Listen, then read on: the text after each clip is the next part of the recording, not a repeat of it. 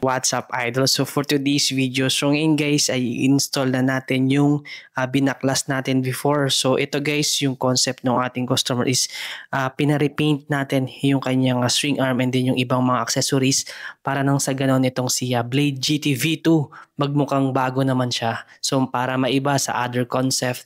So ayan guys, at i-share ko na sa inyo. So mabilis lang to guys para makita natin yung actual after nating ma-install itong swing arm ng Teveron na Blade GT V2. And then sa last part ng video, yung isa naman nating customer is nag-avail siya ng swing arm ng Teveron Supreme or ng 7260R, then in-install din niya sa kanyang Blade GT V2. Tools naman na kailangan natin gamitin kapag mag-i-install or mag-disassemble tayo ng Teveron na Blade GT V2. So lalo na sa motor hub. So kailangan natin gumamit ng 21mm para dito sa motor. And then yung isa naman is 19mm. So dalawa lang to para ma-disassemble and then ma-install na natin yung ating new swing arm. So naparepaint na natin yung swing arm. So mag-install na tayo.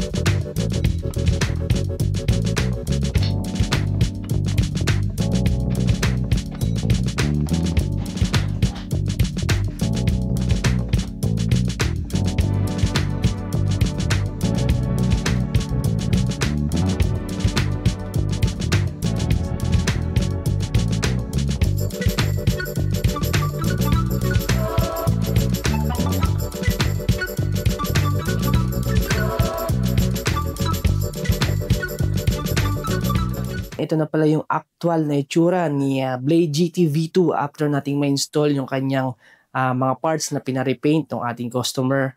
So ito yan guys, so napaka-attractive niya yan guys. So hindi na siya ganun ka-common compare before sa mga stock ng Blade GT V2. So talagang kakaiba na yung itsura or malaki yung pinagbago ng itsura ni Blade GT V2.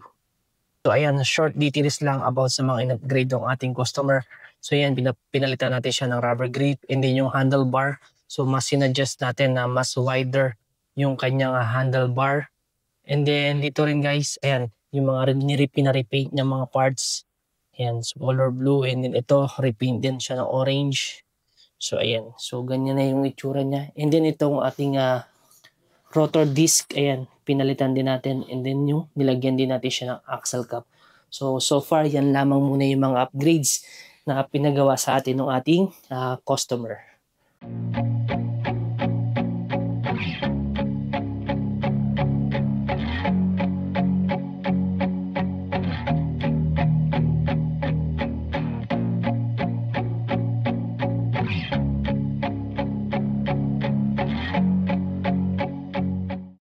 So ito pala yung itsura ng stock version ng Blade GT V2.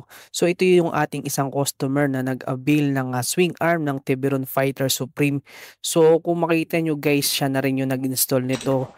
And then kung makikita nyo sa picture na to guys, talagang napaka-aggressive and mas bagay na bagay siyang tingnan. So mas naging attractive ngayon ang itsura ni Blade GT V2.